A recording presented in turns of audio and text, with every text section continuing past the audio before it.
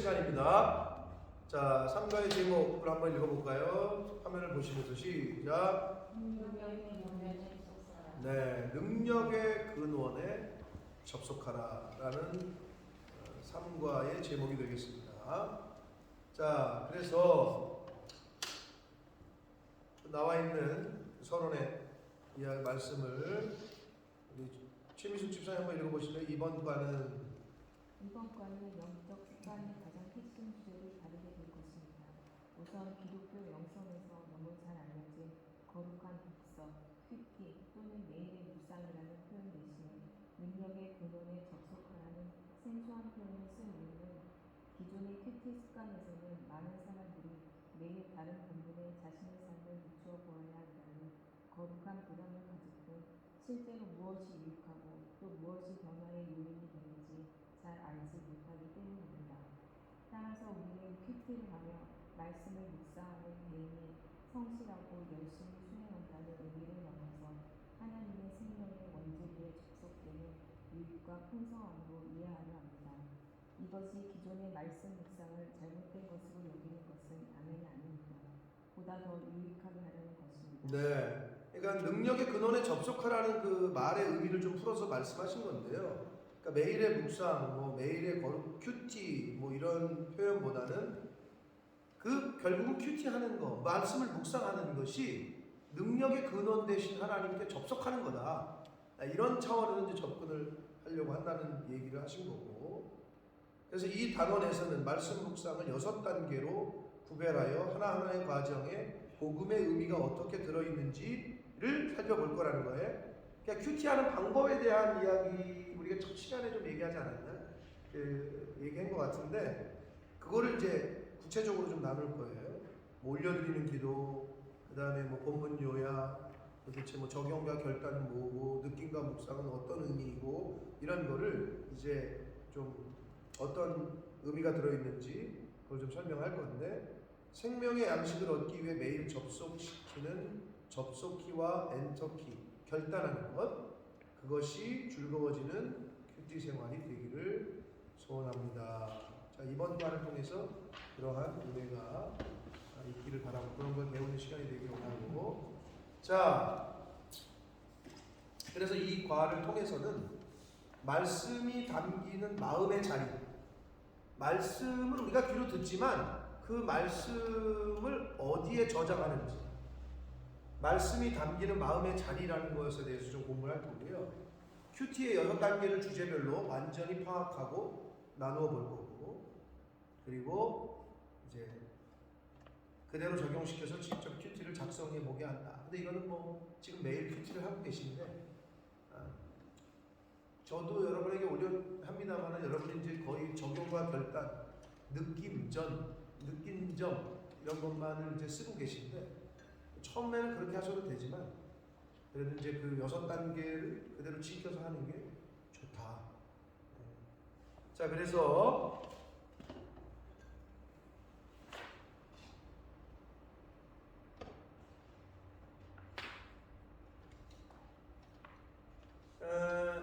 주일 설교를 나누는 거가 왜 중요한지 제가 잠깐 여기 이제 그 5분 멘토링 파트인데, 주일 설교를 왜 나누는 게 중요하냐. 자, 제자 훈련을 하면 매일의 큐티와 나눔, 성경 통독과 뭐 여러 가지 과제들, 제자 훈련 교재의 내용과 암송, 마인드맵, 외우기, 그 다음에 깨달음과 결단, 이렇게 말씀과 많은 시간을 가져요, 저희가.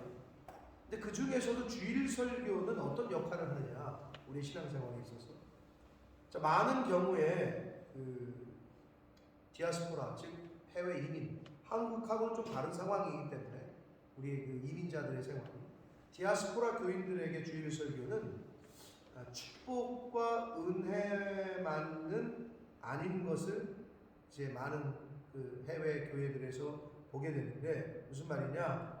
목회자와 교회의 관계가 그 사이에 끼어 있기도 하고, 교회의 특성과 교우들의 형편이 그 주일 예배를 축제처럼 기쁨으로 드리지 못하는 이유가 되는 것 같기도 하다. 즉 무슨 말이냐? 한국 교회에서 예배드리는 주일 예배와 이민교회에서 드리는 주일 예배하고는 좀 다르다는 거예요. 혹시 여러분 한국에 가서 교회에서 주일 예배에 참석해 보면 어때요? 똑같아요? 우리 교회랑 똑같네. 아니면 좀 다르네. 집사님은 어디 교회 가요? 한국 가요? 부모님 다 가시는 교회? 거기 가면 어때요? 그냥 우리 교회랑 똑같은데 뭐 이런 느낌이 들어요? 아니면 아니요, 달라요. 뭐가 다른 것 같으세요? 그때 사람이 많으니까. 사람이 많다. 그건 이제 외적인 것들 그렇고 또 그리고 짧아요. 예배가 짧다고? 예배가 짧아요? 가면 다 끝나면 진짜 11시 예배면 12시 반이면 우리보다 기네. 우리는 3시에 시작해가지고 4시에 끝나는데. 아니, 전체적으로 가 있는 시간. 여기는 하루 종일 모든 일요일 주일을 다 교회에 포커스를 맞췄다면 거기는 그냥 예배만 드리고 오니까 음식 밥을 먹어, 먹거나 그래서? 교제하거나 이런 게 밥을 아니고. 먹을 수 있는데 저는 그냥 와요. 그러니까 그런 거고. 그런 걸 얘기하는 게 아니고 어떤 그 예배 드릴 때의 그 느껴지는 느낌과 성도들의 자세와 느낌 그런 게 있잖아요. 네. 저는 항상 느끼는 게 거기 좀 제가 이방인. 그거는 이제 내가 거기 내 교회 열심히 저가는 본 교회가 아니니까 그런 느낌이 드는 거고. 그리고 무리무리 이건 좀 부정적인. 이렇게 좀 끼리끼리가 있는 게 끼리끼리가 보인다. 엄청 뭉쳐갖고 어. 들어갈 틈이 없는 느낌도 있어요. 그래요? 좀, 좀 세워진 교회. 근데 이제 어느 교회나 다 있습니다 그런 거는. 네. 그런 것들. 그런 거 말고는 더 긍정적인 느낌을 가진 건 없었어요. 긍정적인. 예를 들면 여기는 설교를 들을 때 성도들의 태도가 열려 있다. 여기는 뭐 한국에서도 네. 런던에서도 옛날에 학생 때 이민교회를 경험하셨고 여기서도 경험하고 한국에 가서 이제 제대로 된 신앙생활을 시작하신 거죠. 한국 가서 어떻게 보면 뭐가 제일 차이가 있는 것 같아요? 한국 교회와 이민 교회의 차이? 또는 한국 교회 예배와 굳이 얘기하면 뭐 유학생들이 많은 교회와의 차이? 일단 체계가 딱잘 잡혀요. 체계적인 거. 네, 네. 분산 이렇게 팀들 잘 분산돼서 여기 안에서 근데 시스템. 네, 근데 작은 교회, 큰 교회의 차이가 좀 있는 것 같아요. 한국 교회도 작은 교회는 여기하고 별반 이렇게 많이 다른 걸 못 느끼겠는데 큰 교회는 확실히 더 시스템화돼 있고 근데 이렇게 가족적인 거는 이 소규모의 교회가 오히려 그렇죠. 목사님하고 더 이렇게 네. 담임 목사님하고 말할 기회가 사실 거의 웬만한 교회는 담임 목사님 얼굴을 보기가 어렵죠. 구역별로 다 부목사님이 이렇게 오셔가지고 예배도 가르치시고 하니까 담임 목사님하고 만나기가 쉽지 않은 그런 부분. 다른 분들은 근데 제가 이제 뭐 비슷한 얘기를 하시는 거예요. 그건 이제 외적으로 보여지는 어떤 교회의 규모와 어떤 조직과 뭐 이런 걸 얘기하는 겁니다. 저는 가면 가장 느끼는 거는 성도들의 태도가 나와요. 자세가. 설교를 하나 딱 쓰면 저는 여러 개를 돌아다니잖아요. 그러면 대부분의 한국 교회는 느끼는, 근데 어쩔 수 없는 거지. 늘 얘기하잖아요. 늘 제가 물어봐요. 오늘 이 교회 처음 나오신 분 아무도 없지. 당연히 없지 거의. 한국 교회, 영화 교회 예를 들면 처음 나오는 분들이 세진자가 이렇게 많아요? 그렇지 않죠. 매주 있는 건 아니잖아요. 네, 매주 있진 않고 그래도 그런데 이제 거기 새로 온 사람 중에 수평 이동된 신자 빼면은 완전히 불신자가 처음 온 경우는 더 찾기 어렵지. 거의 어렵지. 그 다음 또 물어봐야 돼. 예수 안 믿는 사람 이 자리에 있으시냐? 아무도 없지. 그래서 그런 거예요. 왜? 기본적으로 열려 있어. 말씀을 들으려고 하는 자세가 돼 있다는 거죠. 그리고 나름대로 다 어려움도 있고요. 하지만은 기존에 이렇게 세틀 다운 돼 있는 내 교회라고 생각하고 온 사람들이 90% 이상이니까. 근데 이민 교회는 우리 교회만은 좀 특성이 있습니다만 미국은 좀 이제는 좀 달라졌다고 해요. 3세대까지 4세대까지 가면서 이민 역사가 기니까 내가 여기가 우리 교회다. 여기는 내가 뿌리를 박아서 여기서 죽는다. 그렇게까지 생각 안 해도 그냥 우리 교회다. 근데 영국만 해도 런던도 그나마 조금 난데 나는 시골은 어떻게 하냐면 다들 뿌리가 안 내려져 있어. 난 좀 있으면 갈 건데. 나는 좀 있으면 갈 거야. 여기서 한 10년, 20년 사신 분들도 심지어 그래 애들 이제 대학 가고 이제 졸업식을 가야지. 이 생각이 늘 있기 때문에 여기가 내 교회다 라는 의식 자체를 무의식 중에도 갖고 있기가 어려워서 그게 드러나요. 신앙생활에. 무슨 말 이해가 되세요? 나는 여기서 좀 있으면 갈 건데 뭐. 애들 공부 끝나면 가야지. 그게 무의식 중에서도 드러난다. 그래서 제가 이제 그런 부분이 좀 그렇고 우리 교회는 좀 또 이제 학생들 많을 때는 넌 크리스찬들이 막 50% 되면은 설교를 할 때 이게 힘들어.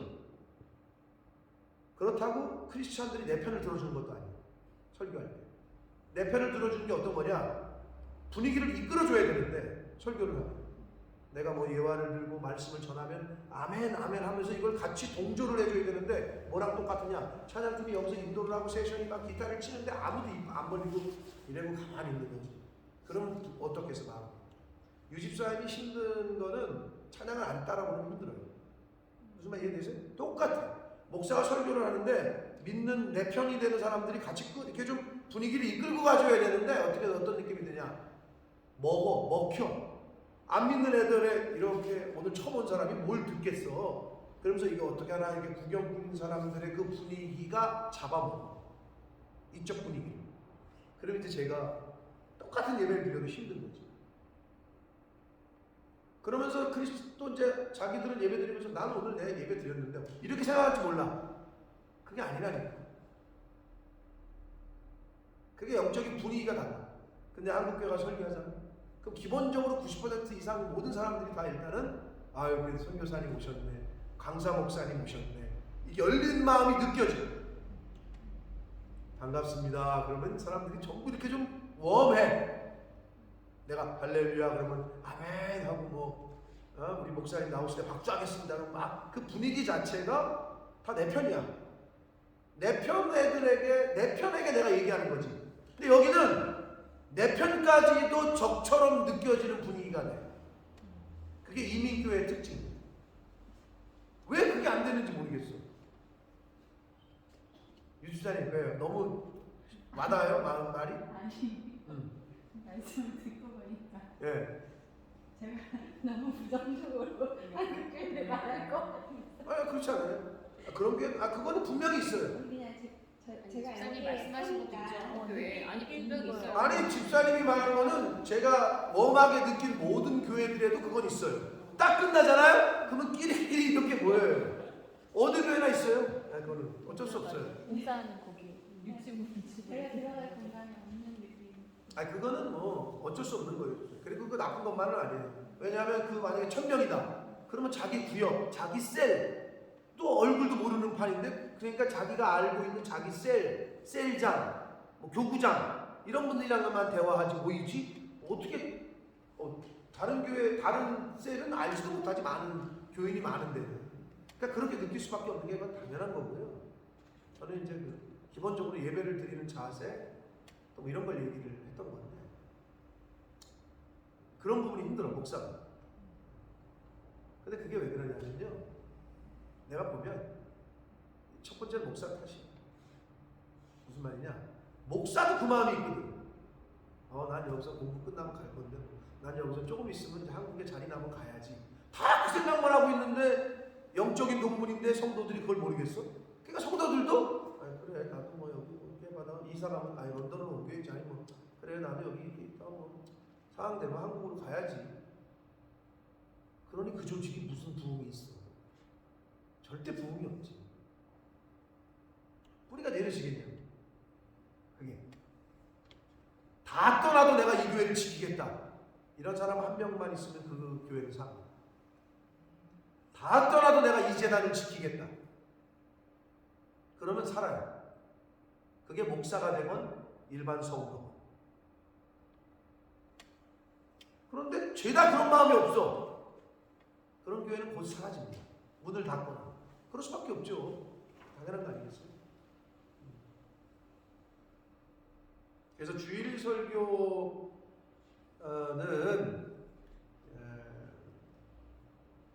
목회자에게도 성도에게도 주일 말씀은 공동체를 향한 하나님의 축복의 선언이고 공동체가 은혜로 하나 되는 가장 중요한 시간이에요. 모든 성도가 그의 같은 말씀을 듣는 거니까 굉장히 중요한 순간입니다.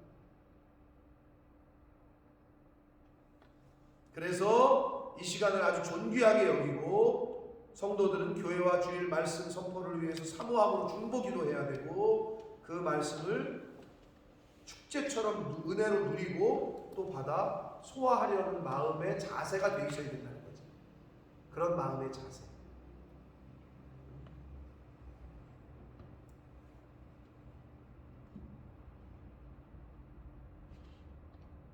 그래서 그 주일 말씀, 나는 그 말씀이 키어렌의 그 말이 너무 별거 아닌데 은혜가 됐던 거는 한국말은 모르잖아요. 한국말 설교를 통역을 하지만 어떻게 그게 한국말로 들어도 은혜가 잘 안 될 판인데 한번 필터링을 해서 걸으니 그게 얼마나 어렵겠어. 말씀이 들어가는 거. 근데 찬양은 음악이잖아. 리듬이잖아. 그래도 그 리듬이 자기 귀에 맴돈다는 거지. 하나님의 말씀, 주일 선포의 말씀이 일주일 내내 내 가슴에서 떠나지 않고 울려야 돼. 그 사람이 은혜 받는 사람. 그걸 갖고 계속 씨름하는 거지. 일주일 동안. 그러는 교회가 될 때 단위를 이루고 하나가 되는 거죠. 한 말씀 안에서. 성육신 사건과 십자가 사건이 그런 의미로 예수님의 마음을 품는다는 것은 그 예수님의 자세와 이 땅에서 보여주신 공생의 기간 동안에 보여주신 태도를 나도 힘써서 따라가고 지키는 거구나. 이거를 우리가 다 같이 느끼고 다 같이 힘쓰고 애쓰는 거죠. 그래서 주일 말씀이 그렇게 중요합니다.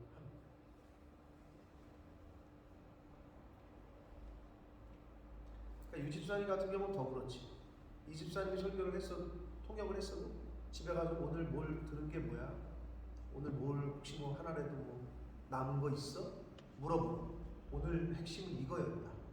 설명해주고 집사님이 안 하면 집사님 남편에게 아무도 그 얘기를 안 해요. 복음을 전해줄 수가 없어요. 그러니까 어떻게 보면 굉장히 큰 역할을 지금 맡은 거지. 키어렌이라는 그 영혼을 놓고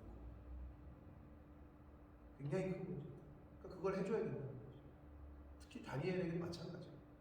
어떻게 보면 짐이지 어떻게 보면.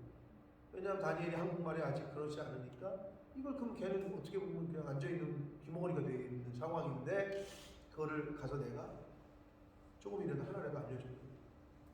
이런 거룩한 부담감이 있어야 됩니다. 자, 첫 번째로 그러면 큐티는 말씀을 묵상하는 법 퀘스천이 붙었죠? 큐티는 말씀을 묵상하는 법인가요? 자, 한번 읽어봅시다. 자, 저걸 보시고 PPT를 보시고 시작. 큐티는 말씀을 묵상하는 법이 아닙니다. 환자가 약을 먹는 것은 먹는 법 이전에 무조건 먹어야 한다는 데 중점이 있는 것과 같다. 이게 무슨 말인가요?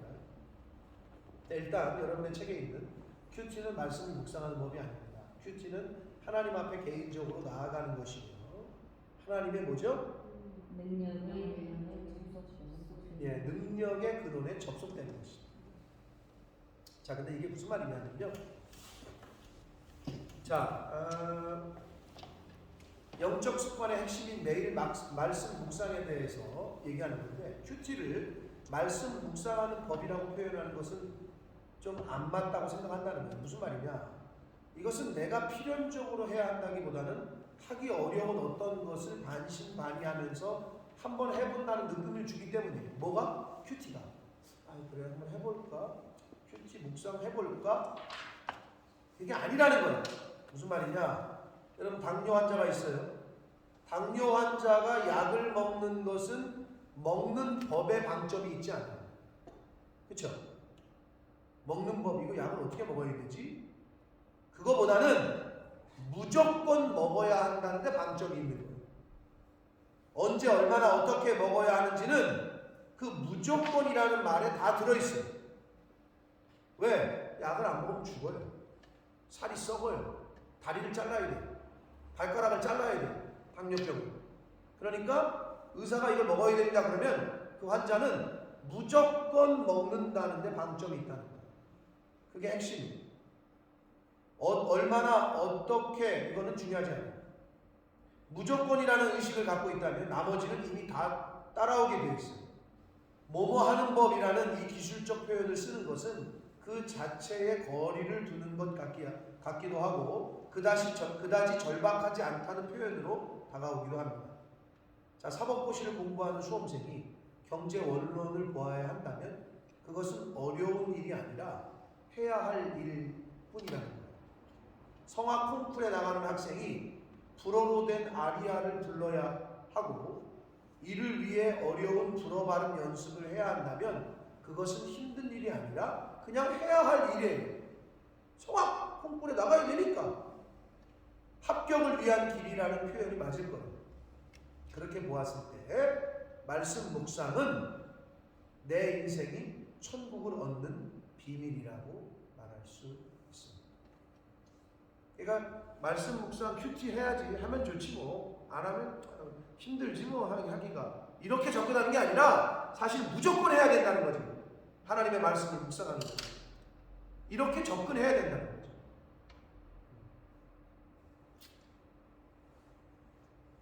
자, 큐티로 들어가는 핵심 열쇠, 복음의 의식, 성령의 내주. 자, 그래서 말씀 묵상은 내 인생이 천국을 얻는 비밀이다.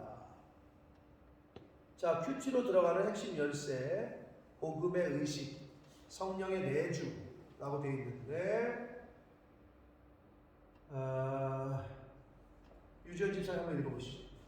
성령 말씀이 하나님의 말씀으로 여겨지는 것은 우리가 예수님을 영접한 후에 우리 안에 어떤 의식이 생겼기 때문입니다.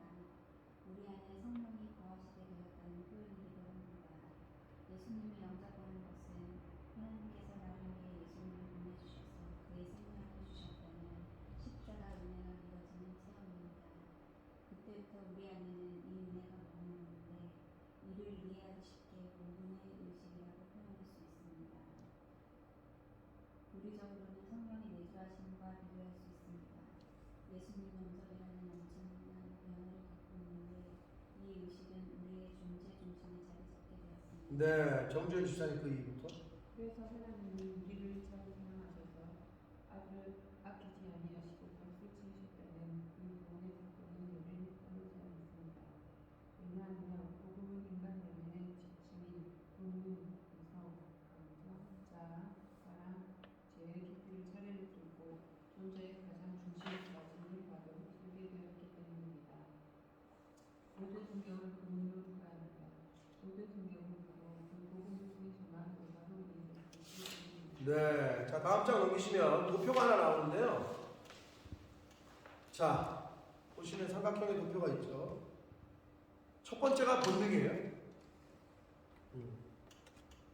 본능은 어떤 그 위치냐 하면, 자 말씀이 담기는 자리를 지금 이제 표현하고 있는 건데, 본능은 내면의 지침과 말씀이 담기는 자리에서 본능은 어떤 역할을 하느냐, 뭐를 담느냐, 욕구와 욕망과 감각, 즉 말씀이 인간의 본능에 적용된다라고 한다는 것은 말씀과 욕망이 대결되는 것을 의미하는데, 근데 이것은 말씀이 욕망과 대결을 하잖아요. 그럼 늘 지는 싸움이에요. 하나님의 말씀이 욕구와 욕망과 대결하면 지기 쉬워요. 그래서 하나님의 말씀은 본능에 담기면 안 돼요. 다른 곳으로 들어가 본능을 제어하고 길러주어야 돼요. 본능이 이겨, 거의 대부분. 본능이. 내 본능이, 인간이 갖고 있는 이 본질적인 본능이 말씀을 이길 때가 더 많다는 거예요. 그래서 본능의 말씀을 담으면 안 된다는 거고, 자, 두 번째는, 자, 이성이라는 그 단계가 있죠. 이건 지식, 통찰, 논리, 판단. 이성이 그런 역할을 하잖아요. 자, 많은 사람들이 이성이 본능을 컨트롤할 수 있다고 생각해요. 그렇죠? 예. 그렇게 생각한단 말이에요. 하지만 그것은 불가능해요. 이성은 정보나 지식을 통해 판단력을 갖게 되고 그것이 사례가 되어 논리를 만들어내고 그로 인한 통찰력과 지혜를 갖게 되는데 이 이성은 그것을 누가 제시하느냐에 따라서 완전히 달라지기 때문이에요. 이성은 하나님께서 인간에게 주신 특별한 거예요. 말씀이 이성을 지배해야 한다고 생각하지만 어려워요. 말씀이 인간의 이성에 갇혀버리면 하나님은 논리의 끝에 서 계실 뿐 아무런 힘도 가질 수가 없습니다. 그래서 말씀이 이성에 머무르면 은혜와 비은혜의 구별도 못하게 돼요. 그래서 여러분 뭐 박사학위를 받고 이렇게 좀 논리적인 사람들, 이성적으로 판단하는 사람들 예수 믿기가 어려워요. 성경을 읽기가 어려워요. 성경은 사실 인간의 이성으로 접근하기가 어려운 책이거든요. 자, 그래서 말씀을 여기다 주세요. 그냥 여기다. 말씀을 이성에 받으면 안 돼요. 자, 그 다음에 볼까요? 감정이야. 그럼 감정. 자, 감정은 일상의 관계, 사건을 통한 슬픔, 환희, 분노, 애정, 증오, 절망, 우울, 소망 뭐 이런 것들이 감정이잖아요. 요거를 내면의 빛깔이라고, 내면의 색깔이라고도 표현할 수 있는데 감정 또한 하나님께서 인간에게만 주신 특별한 능력이에요. 말씀이 감정을 만나면 이 감정의 빛깔이 달라지기는 해요. 우울했던 사람의 우울한 얼굴빛이 환한 얼굴빛으로. 이게 내면의 감정의 색깔이 달라지긴 하지만 이것 또한 누가 붙잡고 있느냐에 따라 완전 달라지는 것이 감정이에요. 감정 자체를 좌지우지할 수 있는 힘이 따로 있다는 말이에요. 기쁨도 슬픔도 여러 종류가 있으며 우리가 밝은 감정을 가지고 있다고 해도 그 감정 자체를 신뢰할 수가 없어요. 감정은 기복이 심해요. 자, 네 번째 단계가 뭐냐면 자아라는 단계인데 내 안에 있는 선악과 양심, 영생과 사망의 갈림길을 자아가 선택을 해요. 자, 그리스도인들은 이 자아의 부정, 자아의 깨어짐, 나는 죽고 할 때 그 나예요. 에고 에이미 할 때 에고야. 헬라어 철학에서는 이걸 자주 이야기해요. 성경에서는 크리스천들은 자아가 존중되어야 한다고 말하는 세상과는 다른 이야기죠. 야, 네가 소중하지. 너가 행복하면 됐지. 뭐가 너를 왜 죽여? 이런 얘기 한단 말이에요. 세상하고 반대. 자, 자아란 선악과와 같은 존재. 무슨 말이냐?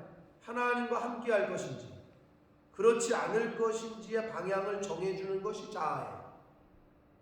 위에서 말한 본능과 이성과 감정의 방향을 정해주는 것인 자아는 바로 선택의 키야. 의지적인 차원이라는 거야. 하나님이 자유의지, 프리윌을 주셨잖아요. 바로 이게 요 자아야. 자, 근데 우리 복음은, 말씀은 여기를 담으면 안 돼. 자, 그 다음이 사랑이라는 건데 이게 무슨 말이냐? 모성애라든지 긍휼이라든지 공감하는 능력이라든지. 근데 여기서는 요 사랑을 하나님을 알만한 것이라고 표현해요. 자, 로마서에 보면 하나님께서 우리에게 하나님을 알만한 것들을 주셨다고 말을 합니다. 그런데 이것이 양심이라고 생각하면 안 돼요. 양심이 아니야. 왜냐하면 양심이란 하나님을 떠나는 순간 고발의 역할만 하게 돼 있어요. 양심은, 우리의 양심은. 그래서 양심은 가책이라는 부정적인 말을 동반해요. 양심의 가책. 우리의 자아보다 더 깊은 곳에 있는 것은 하나님의 사랑이에요. 그러니까 여기서 사랑은 양심이 아니라 하나님의 사랑이라는 거예요. 자, 옳은 것을 볼 때에 공감하는 마음과 긍휼한 마음을 갖는 것, 그것은 우리에게 하나님께서 주신 하나님을 알만한 것들이에요. 그게 하나님이 우리에게 주신 사랑이에요. 자, 예수님이 오셨을 때 우리가 그분을 영접할 수 있었던 이유도 하나님께서 우리에게 하나님을 알만한 그 사랑을 주셨기 때문이에요. 긍휼, 공감으로 인해서 내어줌이 있는 사람. 요게 바로 기독교에서 말하는 차원의 사람이에요. 자, 그 밑에 단계는 그럼 뭐냐? 죄야, 죄.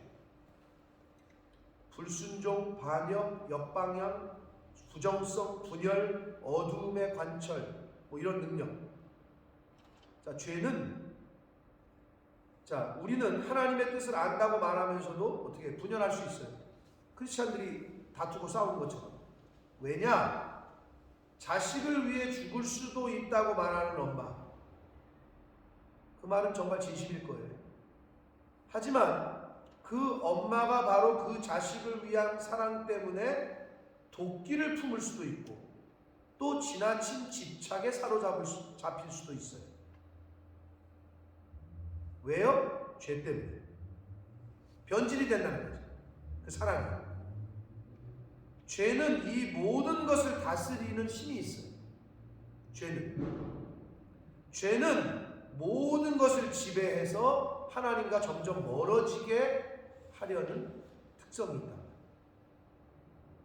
이 죄가. 그러면 이것까지도 우리가 아우르고 이것까지도 컨트롤할 수 있는 가장 우리 인간의 내면의 마지막은 뭐냐? 자, PPT를 한번 보시면 이게 바로 여러분 책에도 나와 있지만 하나님의 영토라고 얘기도 하고 구원의 자리라고도 얘기하고 회복된 에덴이라고도 얘기하는 은혜. 자, 하나님의 말씀은 그래서 이 은혜의 자리에 담아야 돼. 이 자리는 내가 만들어 놓은 자리가 아니에요. 하나님의 영토예요. 하나님의 영과 말씀이 확보해 놓은 이 자리는 자아가 흔들지 못해. 죄가 흔들지 못해. 그래서 이 은혜의 자리에 말씀을 받아야 돼.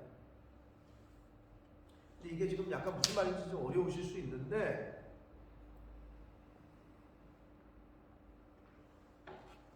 말씀을 들을 때 이성적으로 들으려고 하는 사람이 있어요. 기본적으로 그렇죠. 세상 사람은. 그리고 말씀을 들을 때 감정적으로 듣는 사람이 있어요. 그래서 그런 사람은 어떠냐? 내 감정이 좋을 때는요 모든 게 다 오케이. 근데 집에서 누구랑 남편이랑 싸우고 왔잖아. 내가 막 감정이 지금 막 이렇게 막 열받잖아. 그럼 목사님 설교가 들리지가 않아. 잊어버리고 설교를 듣게 되진 않아요. 그러면은 그 굉장히 능력이 있는 거예요. 즉 무슨 말이냐? 싸운 건 싸운 거야. 아내랑 싸웠는데 교회를 왜 안 와? 안 그래? 자기 기분이 지금 나쁘다고 교회를 왜 안 와? 그거는 이미 그런 사람은 신앙생활을 자기 감정으로 하는 사람, 기분으로 하는 사람. 내가 누구랑 열받아서 그 사람이 꼴배기 싫게 했다고 그래서 그게 하나님과 무슨 상관이야? 그게 말씀을 어디에 담느냐에 따라 이게 달라진다.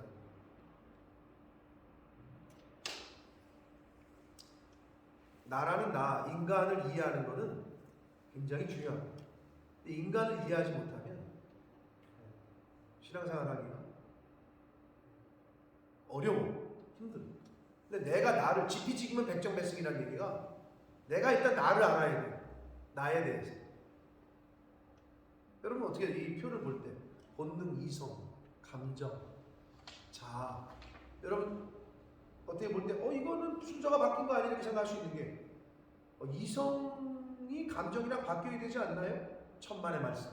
아무리 이성이 PhD 박사학위 몇 개 갖고 있는 사람도 감정이 한번 뒤집히면 저 사람 왜 저래? 미친 거 아니야? 할 정도의 반응과 행동을 나타낼 수가 있어요. 그게 무슨 말이냐? 감정이 이성을 컨트롤하는.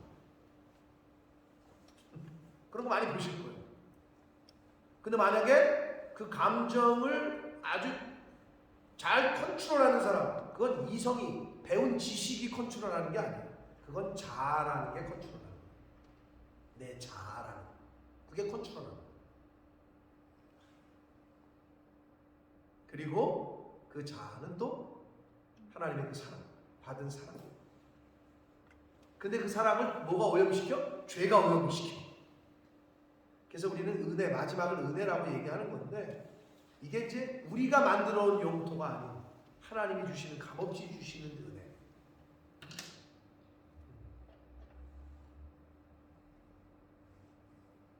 구원의 자리. 여기에 하나님의 말씀을 우리가 저장해야 합니다. 머릿속에만 담으면 안 되고요. 감정적으로만 담아도 안 되고요. 자, 그래서 이거를 내면의 이 은혜의 자리에 말씀을 담는 훈련을 하는 게 이제 큐티인데, 자, 첫 번째 들어가는 기도, 영적 접속 스위치를 켜라. 자, 시편 104편 말씀 4절. 자, 영적 접속 스위치를 켜라. 들어가는 기도는 영의 접속 스위치와도 같습니다. 말씀의 깨달음보다 하나님 앞으로 나아가는 것이 우선이다. 은혜의 보좌로 나아가기 위해 죄의 고백과 마음의 정결을 구하고 주의 임재를 구하는 기도다. 그게 들어가는 기도라는 거예요. 스위치를 켜는 것과 같은 건데, 그것이 뭐냐? 하나님 앞으로 나아가는 거라는 거고요.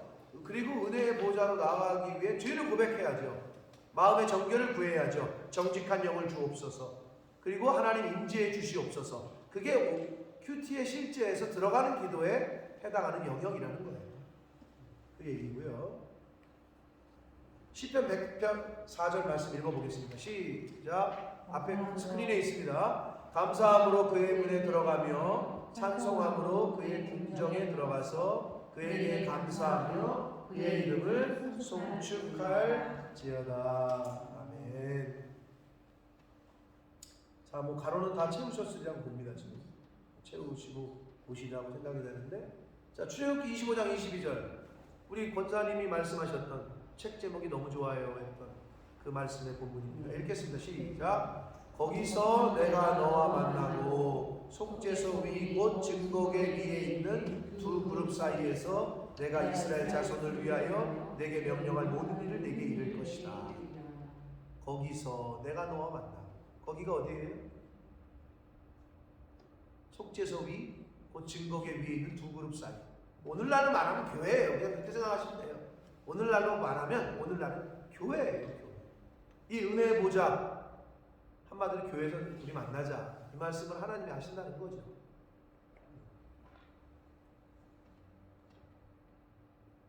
자, 그래서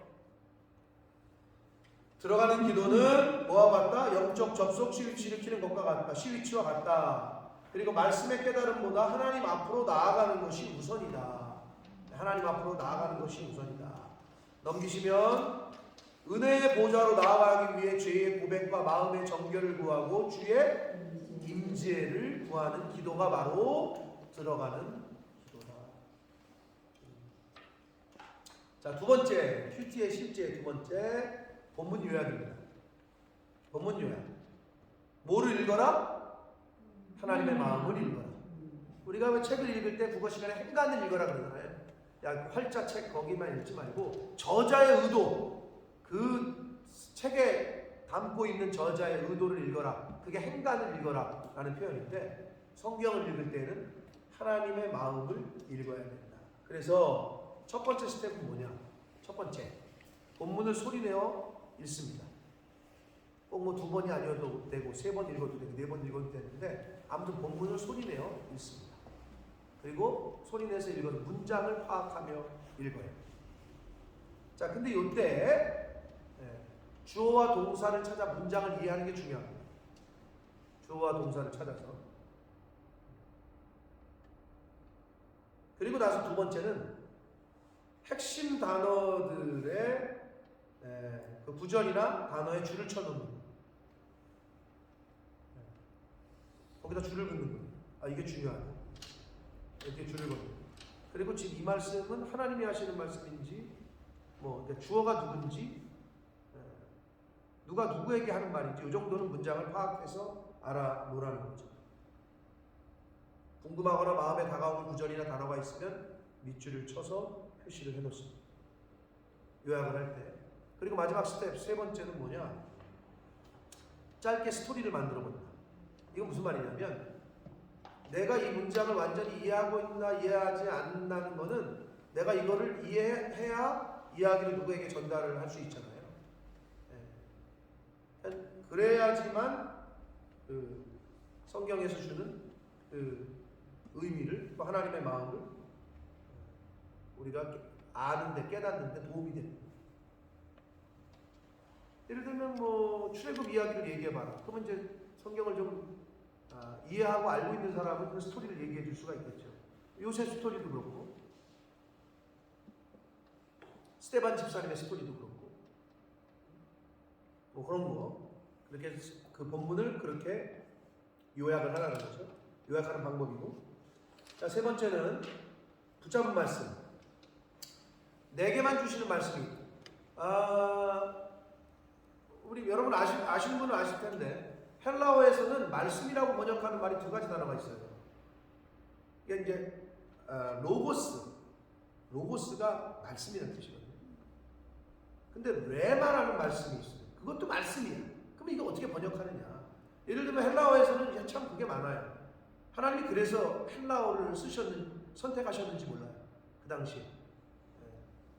시간도 일반적인 인간들의 시간을 나타내는 시간, 카이로스, 크로노스가 일반적인 우리가 말하는 1시, 2시, 3시라면 카이로스는 하나님의 때, 하나님의 시간을 카이로스라. 헬라 사람들에게는 그게 아예 인식이 달라.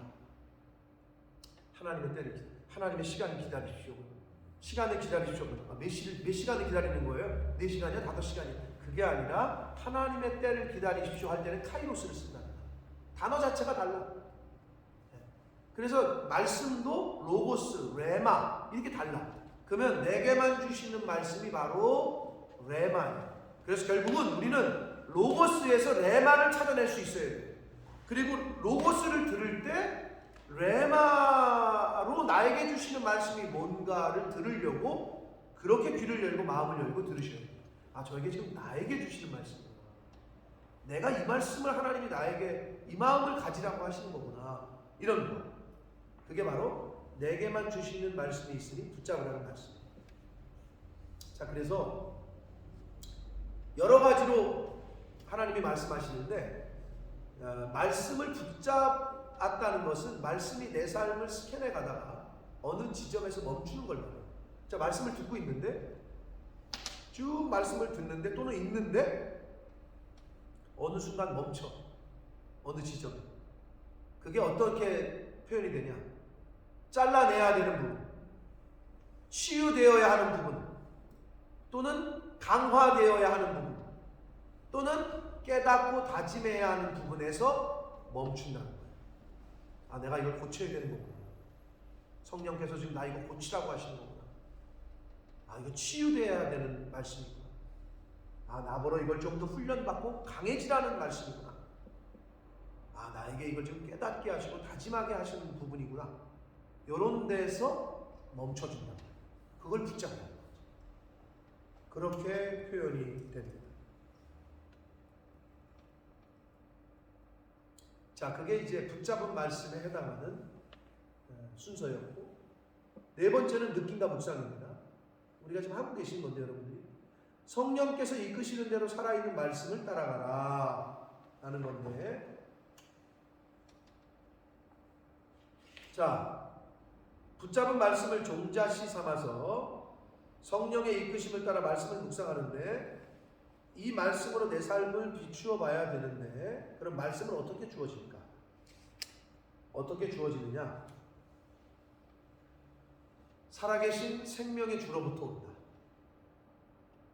그분의 생각은 우리의 생각과 달라요. 그걸 기본적으로 우리가 알고 있어요. 하나님의 생각은 우리의 생각과 달라요. 그리고 말씀은 어떻게 주어지느냐? 철저하게 개인적으로 와요. 수신자는 나 자신이야. 근데 가끔 내가 은혜 받은 걸 가지고 남편에게 뒤집어 씌우려고 해요. 가끔 내가 깨달은 걸 가지고 자꾸 내 자식에게 자꾸 내가 나에게 주시는 말씀인데 김 집사 봐봐, 이 집사 봐봐, 이거 이래라고 하시잖아. 나에게 주시는 거예요. 철저하게 수신자는 나예요. 여러분 그걸 늘 잊지 마셔야 돼요. 개인적으로 온다. 자, 세 번째는 깊은 사랑과 관심을 가지고 인격적으로 옵니다. 그게 성령, 하나님의 영으로부터 오는 말씀입니다. 깊은 사랑과 관심을 가지고 인격적으로 다가옵니다. 마치 집을 나간 아들을 기다리시는 아버지처럼. 자, 그 다음에 네 번째로는 모든 말씀은 밝고 긍정적으로 옵니다. 왜냐? 회복과 구원을 위해서. 근데 이렇게 막 가끔 이제 이단이나 저기 사이비 집단들 보면은 그게 이제 그루밍이라는데요. 그루밍 범죄 아시죠?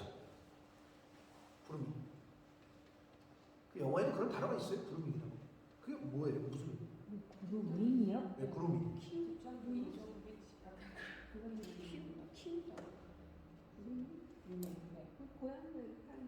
한국이요? 영어요? 영어인데 그루밍이 그런다고 다 있잖아요. 그렇게 계속 인식을 시켜가지고 너는 내 종이야. 계속 너는 내 종이야.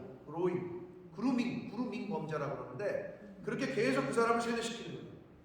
그래서 저기 안산에 그 유명한 그 조그만 그 20살 될 때까지 학교도 안 보냈더라. 근데 난 도대체 그 애들도 그렇지만 그 부모들은 왜 이렇게 충성을 잘해요? 딱 할당량 정해진대. 너는 이번 달 300만 원이야. 너는 이번 달 400만 원이야. 빚을 내서 헌금을 했대잖아. 어떻게 이렇게 충성을 잘하는지 모르겠어. 희한해. 이단에 빠진 사람들은 순종을 너무 잘해. 그게 어떻게 분별이 안 되는지 몰라. 근데 그게 악한 영이에요. 영에게 한번 뒤집어 씌우잖아요. 분별을 못해. 그래서 결국 아니 20살 될 때까지 정상적인 교육을 한 번도 못 받았대잖아. 그런 애들이 수십 명이야. 그리고 거기서 뭐 인형 눈깔 해가지고 돈 벌고 부모들은 또. 근데 그게 우리나라 지금 시스템에서 가능한가요? 왜냐면 의무 교육이 있고 걔네들이 주인 능력이 제 말이 그 말이에요. 그런데도 그게 그걸 다 빠져나와가지고 허점이 있는 거죠. 그래서 그 난리 났었잖아요. 그 안산이죠. 안산에 무슨 교육.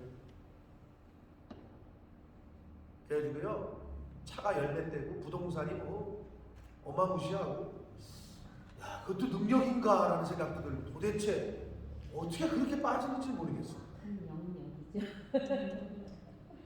그러니까 진짜 보면 뭐 신천지 보세요. 신도가 뭐 수십만 명이야. 이만희 할아버지 지금 언제 돌아가실지 모르겠지만 저기 교도소 갔다가 다시 나왔잖아요. 곧 죽을 텐데.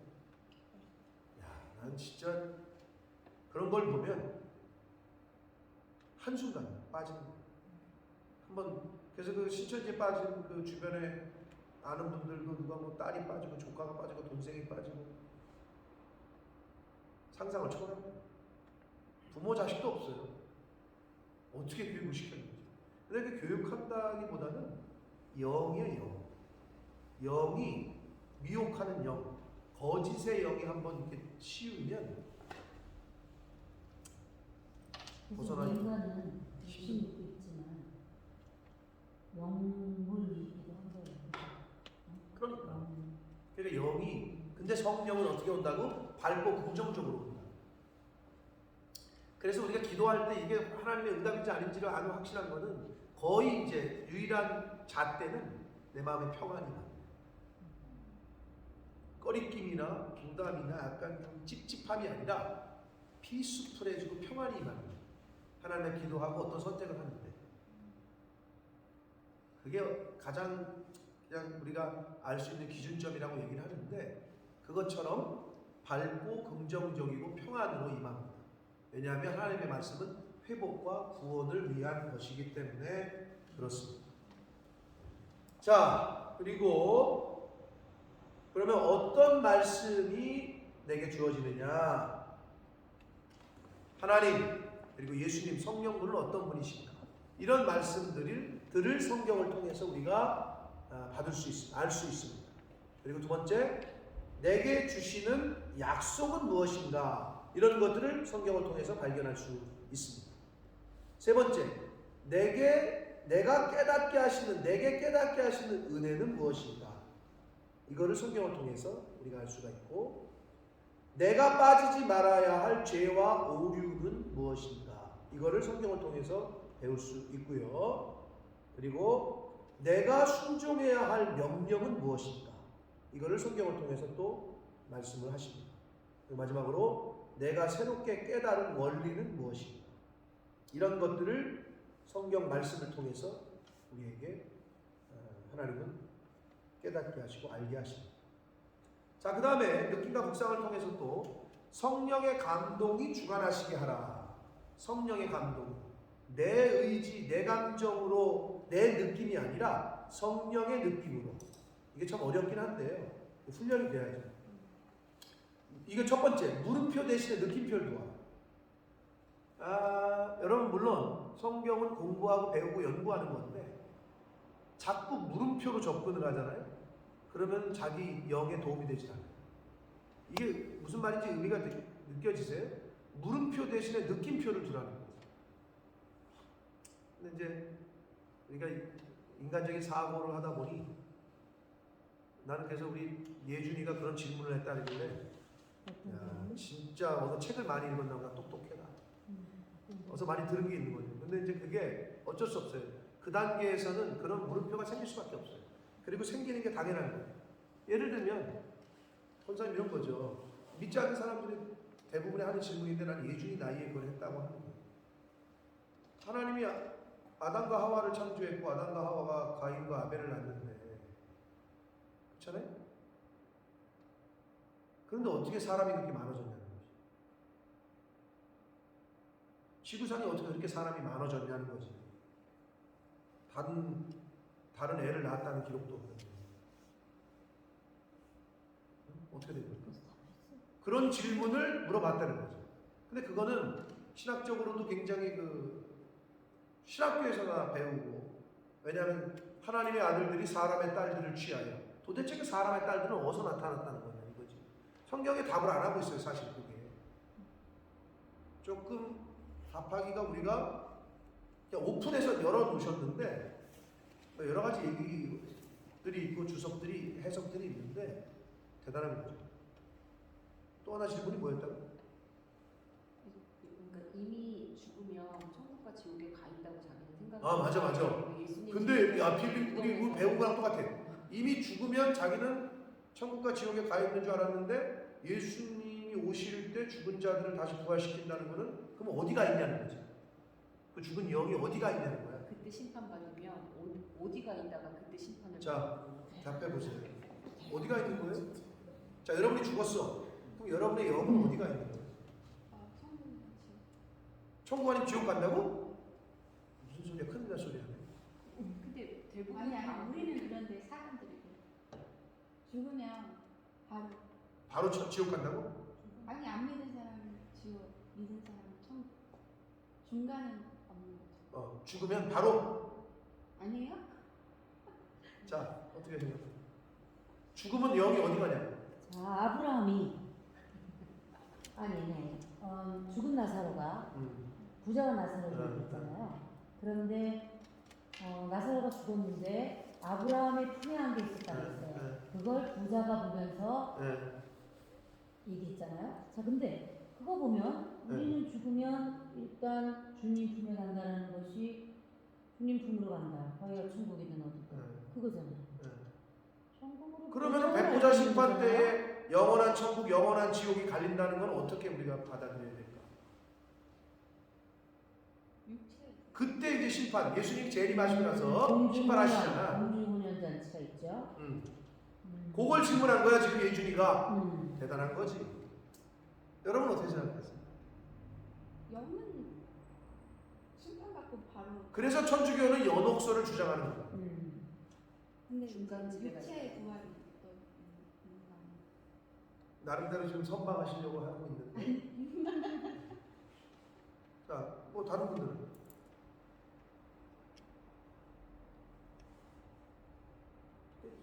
전사님이 하나의 예를 잘 드는 건데 라사로가 아브라함의 품에 안겨 있었다. 그럼 아브라함이 있는 곳 도대체 거기가 어디냐는 거죠. 그러면 오케이, 천국이다.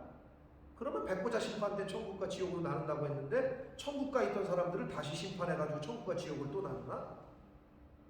그건 아닐 것 같다는 생각이 들잖아요.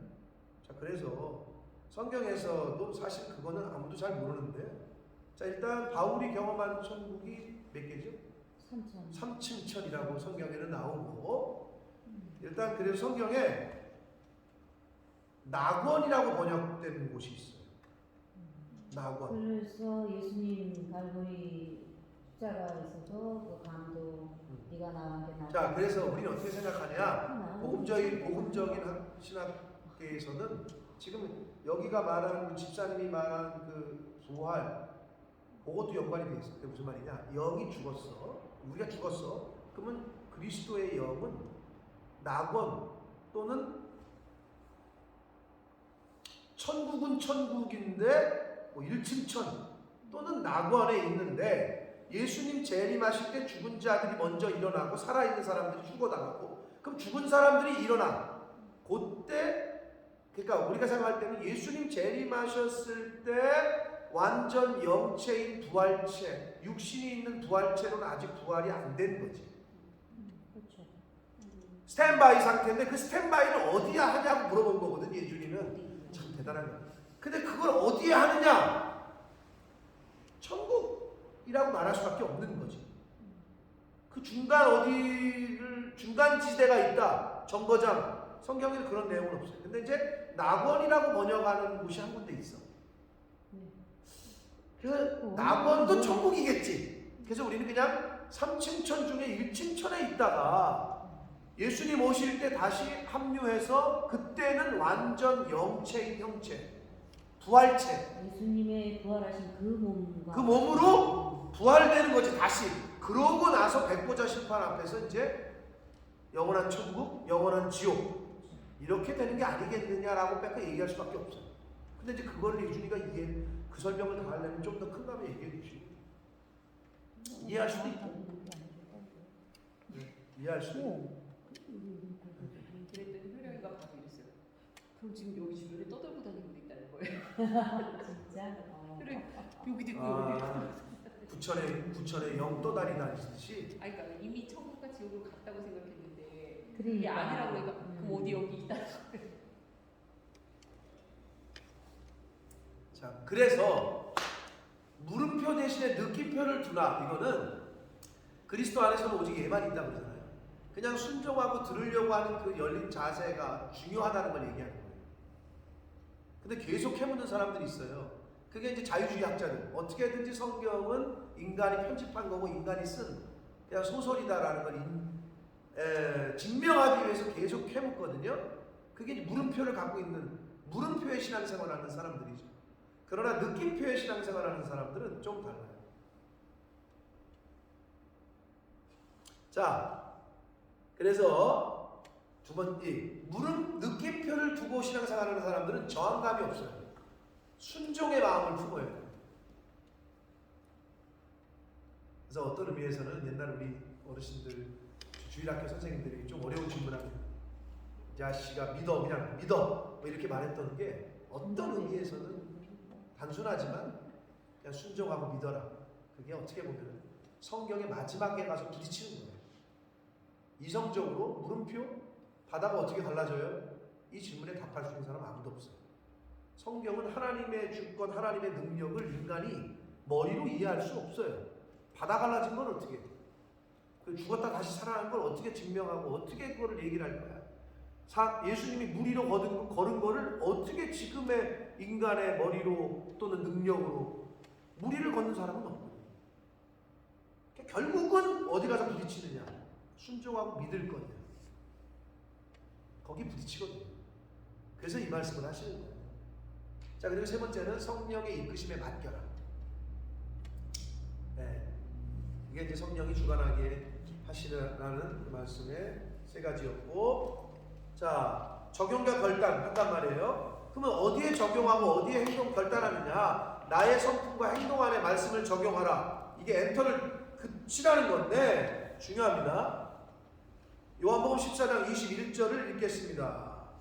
시작. 나의 의를 지키는 자라야 나를 사랑하는 자니 나를 사랑하는 자는 내 아버지께 사랑을 받을 것이요 나도 그를 사랑하여 그에게 나를 나타내리라. 자, 마태복음 7장 24절을 읽겠습니다. 시작. 그러므로 누구든지 나의 이 말을 듣고 행하는 자는 그 집을 반석 위에 지은 지혜로운 사람 같으리라. 자, 요한복음 15장 14절 시작. 너희는 내가 명하는 대로 행하면 곧 나의 친구라. 자, 요한복음 15장 14절과 마태복음 7장 24절과 요한복음 14장 21절의 세 구절의 공통점이 뭐예요? 자, 다시 한번 보세요. 눈을 읽으세요.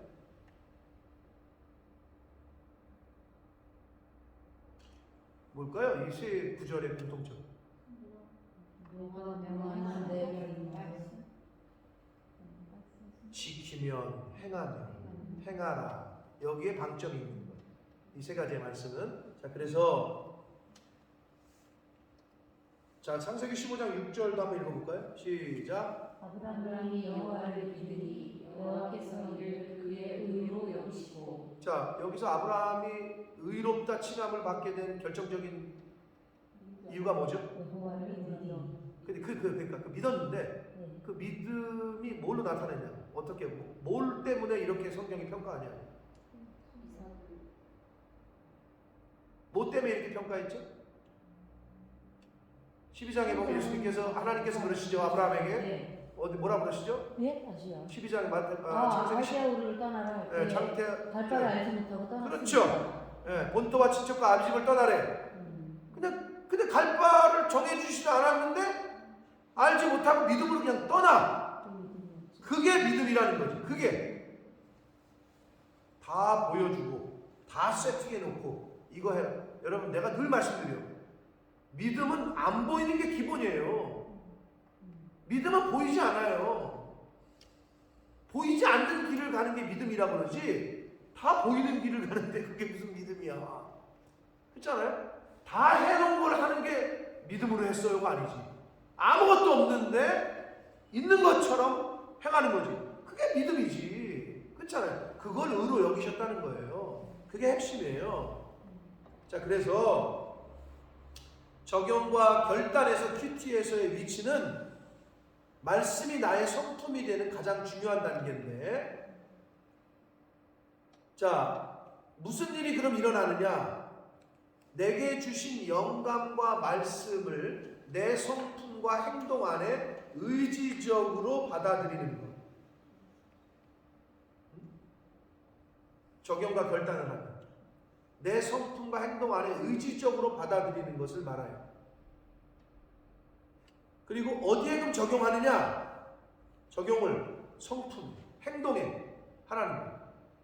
은혜 받았어. 그럼 그걸 어떻게 적용하느냐? 나의 삶 가운데 실제적으로 적용을 하라는 거죠. 언제 하느냐? 그 적용과 결단을 지금 하라는 거예요. 엔터키를 치라는 거죠. 결제되게. 생각해보고 그게 아니라 지금 하라는 거죠. 그럼 얼마 동안 하냐? 이게 중요해. 하나님 말씀을 우리가 뭐 평생 죽을 때까지 그렇게 얘기하는데 그건 맞는 말이지만 하루 동안. 매일의 말씀은 그 하루 동안 적용하는 거예요. 그날 실천하는 거예요. 그게 중요합니다. 뭐 한 달 동안 이걸 한다. 힘들지. 하루 동안. 매일 주시는 양식 따라서. 만나와 메추라기를 하나님이 주셨는데 가장 주시면서 하신 컨디션 조건이 뭐였죠? 그날 먹을 것 쌓아두질 못하게 하셨어. 그게 핵심이에요. 매일 적용하는 거예요. 자, 그래서 아까 제가 우리 집사님이 병진이 여러분 지금 뭐 이것도 사실 김병진 집사 그 큐티 책 김병진 집사가 매달 후원을 하는 겁니다, 여러분. 18번이면 180유로를 매달 내게 됩니다. 김병진 집사님이 그 교회에다가. 근데 가만히 생각해보면 내가 양심도 없나 이제야 우리가 낼게 그 돈 이래야 되는데 내가 가만히 있는 건가? 그 생각도 갑자기 들었어. 그러니까 여보, 그거를 쟤는 공짜로 주는 게 아니라 김병진 집사님이 지금 좀 헌신해서 하는 건데 그걸 우리가 내야 된다고 말해야 되는데 내가 너무 말을 안 하고 있는 건가 이런 생각도 들었는데 김병진 집사 때문에 또 거기 가서 제가 또 이런 큐티도 이런 제자 훈련도 알게 되고 배우게 하고 또 우리가 하고 있는데 시작했다고 했어요. 야 나도 힘든데 여러 가지 지금 뭐 분위기는 근데 억지로 끌고 간다니까 시작했다 시작이 반이다 그래서 그랬더니 아 그러시냐고 그랬더니 갑자기 한 달 아니 한 2주 그 말 하고 나서 한 2주인가 3주 후에 연락이 왔어요. 목사님 몇 명이나 시작하셨어요? 그랬더니 이제 우리 진짜 하는 사람들 한 8명이다 그랬더니 이제 뭐 김경희 집사님이나 박경사님은 저거만 하는 거잖아요 큐티. 그랬더니 아 그래요? 조금 있다가 다시 연락이 왔어요. 목사님 사모님이 뭔가 계속 준비한다고 생각했나 봐. 한 번은 사모님 쉬게 하시고 제가 저기 큐티 하시는 제자만 하시는 분들 식사라도 하게 저기 돈 좀 보냈으니까 한번 야외에 나가서 식사라도 하시라고. 그래가지고 200파운드를 보낸 거예요. 웬일? 우리가 공부하는데 지가 뭐라고? 근데 그게 바로 제자들. 그냥 지금 결단하는 거야. 거기서 그렇게 배웠더라고. 뭐 만약에 뭐 가난한 사람들 이웃을 돕는다 그러면 생각하라는 거야 빨리. 그러면 생각했어. 그러면 어떻게 하냐? 바로 하라.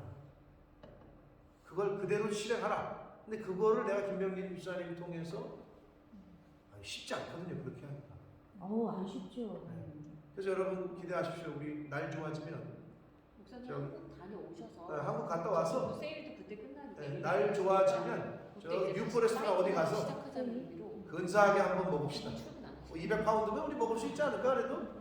나중에 여러분 기도해 주시고 난 그래서 야 대단하다. 일반 평신도가 이렇게 남의 교회 제자 훈련하는데 자기가 뭐라고 기쁘다고 그걸 섬기냐 말이야. 야 그래서 참 여러분들이 열심히 은혜 영국 한번 받으시면 놀러 됩니다. 오시라고 하세요. 한국에 뭐라 오셨어요. 부끄럽기도 하고 그랬어요. 아 저희 내가 집에서 자고 며칠 일주일 예전에 이제 한번 오라 그럴 거예요. 또 근데 오고 오신 우리 주유연 씨 아주 또 여기가 있고 아주 굉장히 또 좀 저기 관련이 있습니다. 네. 저랑 같이 살았던 동생이에요. 예전에 그랬다는. 남자 동기 아니고 동생? 한참 동생. 동갑 아니고? 한참 동생. 한참.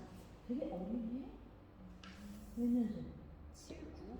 제가 석사할 때 한 집에 룸쉐어할 때 같은 집에서 같이 살았는데 참. 2년이요. 그러니까. 그때부터 좀 틀렸어요. 애가. 되게 벌써. 달랐어요. 그래서 그걸 배운 분 내가 그래서 그런 느낌이 좀 있는 거지. 교회를 가면 그 제자반의 사람들의 성도들의 눈빛과 행동들이 이렇게 다른데 행동에서 나타나. 그러니까 적용과 결단을 하나님의 은혜를 받았으면 적용과 결단을 성품과 행동의 하나 그러잖아요. 근데 저게 저 말이 조금 모호한데 여기서 이렇게 얘기해요. 행동의 영역은 손과 발과 지각이다. 이렇게 가르쳐. 근데 실제로 맞죠? 행동을 뭘로 표현할 거야? 내가 손으로 가서 돕든지, 내가 발로 가서 일을 도와주든지, 그리고 아니면 지갑을 열어서 하든지. 네. 그래서 행동에 적용한다는 것은 손과 발과 지갑. 내가 몸으로 헌신하든지, 아니면 물질을 들여서 헌신하든지. 그래서 내가 그래서 내 속으로 그랬어요. 하나님 이 가정에 복을 주십시오. 병진이가 법인장 되게 해주십시오. 지금 넘버 2인데 빨리 넘버 1이 되게 해주십시오. 이렇게 축복하고 기도하는 거지 저는. 무슨 일을 하세요? 포워딩 그 무역회사 법인에 한국의 본사를 두고 있는데 한국의 본사 그 HNT인가 그 무역회사인데 한 직원이 1000명 되는 굉장히 그래도 좀 큰 기업이죠. 그런데 유럽에 한 6개 나라에 이렇게 법인이 있는데 독일 법인의 넘버 2야 병진이가 지금 현재. 근데 자기 너무 편하대. 왜냐하면 법인장은 네덜란드에 산대. 그러니까 법인장은 네덜란드에서 서류적으로만 보고만 받고 실제 법인 사무실에서는 얘가 대장이지. 직장인이군요. 직장인이죠. 난 천명의 회장님인 줄 알았네. 네? 아니요. 직장인. 고용돼서 그래서 큰 아이가 아들이고요. 둘째가 딸이거든요. 그러니까 기도 이렇게 하실 때 생각나시면 규민이하고 가온이에요. 이름이 아들은 규민이고 딸은 가온이에요. 그래서 몇 살이에요? 정확히 짐작을 했어요. 규민이가 이제 초등학교 들어가요. 리셉션 들어가란다. 그 규민이랑 가온이 위해서 기도해 주세요. 아니 우리 정지현 집사님하고 힘들 때 같이 했던 그 병진이, 하여튼 그 친구는 BIC를 섬겼는데 새벽 예배가 없으니까 우리 교회 새벽 예배를 항상 왔다. 그러면서 저랑 이제 알게 됐고, 새벽 예배를 제가 태우러 갔어. 태워다 주고. 그러면서 이제 친해졌던 그 관계인데, 처음에 네덜란드로 뭐 취직하러 갔다고. 걔가 어학연수를 할 때 30살이었거든. 30살 늦게 온 거야. 그러면서 목사님 저 한국 돌아가도 편의점 알바나 할까 지금 뭐 어떻게 모르겠다. 그러면서 여기 유럽에서 취직하고 싶다고. 맨날 그래가지고 그게 기도 제목이었는데, 내가 아직도 기억이 나. 해피하우스에서 밥 먹으면서 저 네덜란드로 스키폴 에어포트 있잖아요. 네덜란드 공항. 그 공항에 무슨 뭐 회사랬는데 항공 물류하는 회사인데 뭐라 그래서 간다고 그래서 야 너 조심해서 알아보고 가라. 어디서 알았냐 했더니 코리아 위클리 그거 신문 보고 그냥 거기 전화했는데 뭐라 그래. 야 너 새우잡이 어선에 끌려가는 거 아니지? 너. 선생님 진짜 그러세요. 내가 그렇게 얘기했거든. 반맥이면서 너 가서 조심해라. 아니 그래서 그래도 갔다 와서 꼭 연락해라. 이런 일이 없었으니까. 그래서 이제 갔는데 뭐 외국계 한국인, 그러니까 한국인 2세였나 봐 사장이. 근데 뭐 됐다 그래서 1년 거기서 일을 했어. 그 공항에서. 근데 이제 영어로 해보면서 좀 경력이 된 거지. 그러면서 이제 얘가 독일 쪽 회사에 지금 있는 법인으로 이직을 한 거야. 독일이 크고 여러 가지 좋으니까. 그러면서 그때부터 자리를 잡기 시작한 건데 꽤 흘렀죠. 지금 15년 된 거지. 한 17년. 자매도 독일에서. 근데 독일에서 대학교를 졸업한 한인 그 여자 한국 애를 만났는데 음악 선생이야, 음악 선생. 그래서 이제 독일 학교에서 피아노 가르치고 너무 잘 만났고.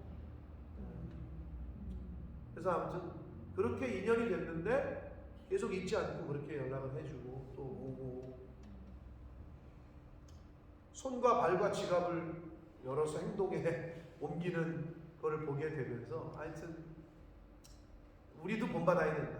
이거는 우리 크리스찬들이 받은 은혜를 어떻게 성품의 행동에 적용하느냐, 손과 발과 지갑에. 자, 마지막 올려드리는 기도인데요.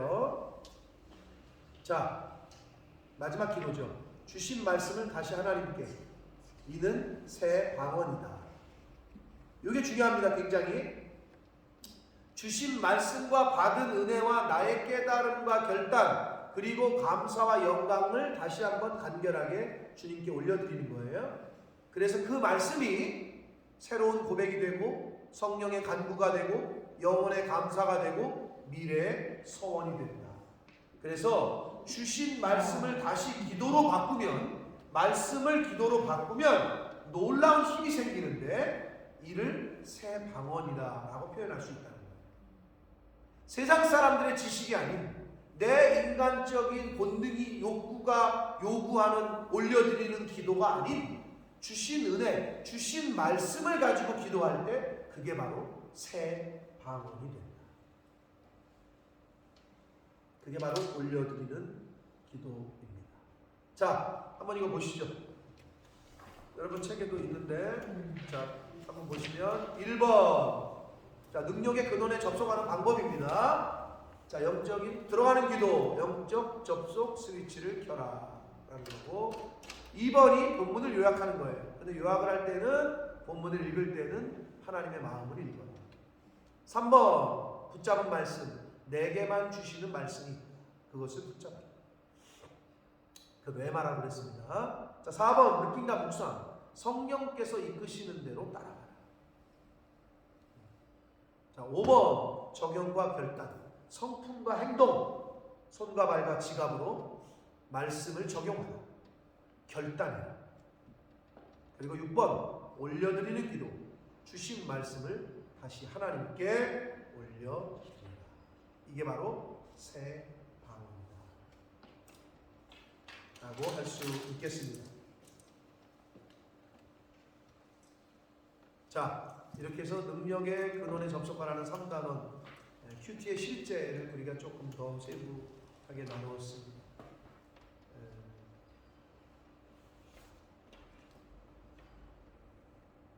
자, 혹시 뭐 질문이나 뭐 궁금한 거 있으신 분 얘기하십시오.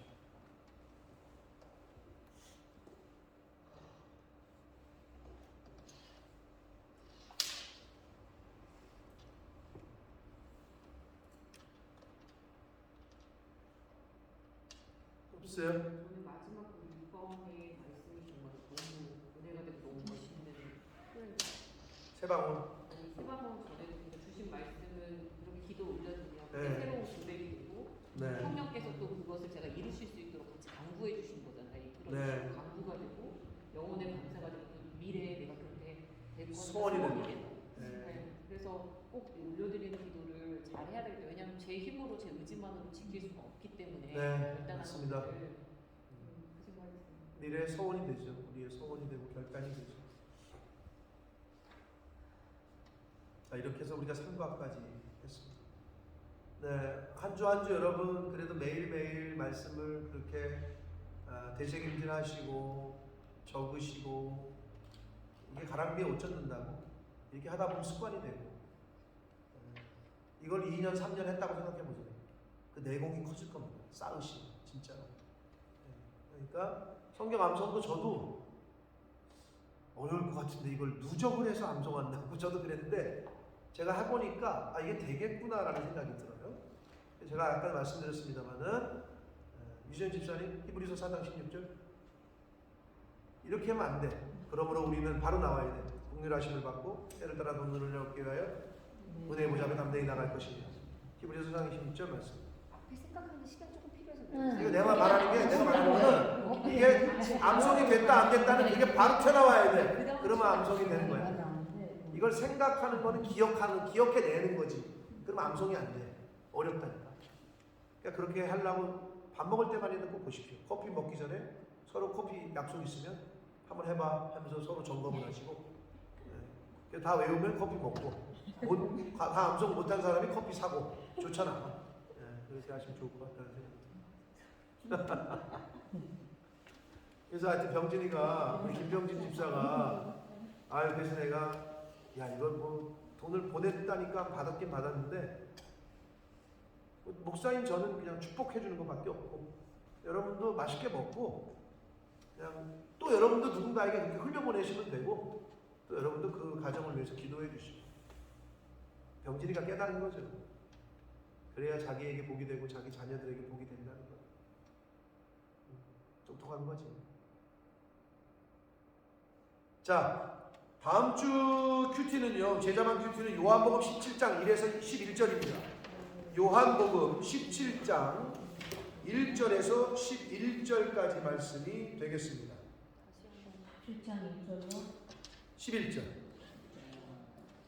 그리고 주일 설교 요약 지금 다른 건 다 똑같이 계속 하시는 겁니다. 성경 읽는 거, 그 다음에 기도하는 거, 주일 설교 요약하고 큐티 요약하는 거 하는 거예요.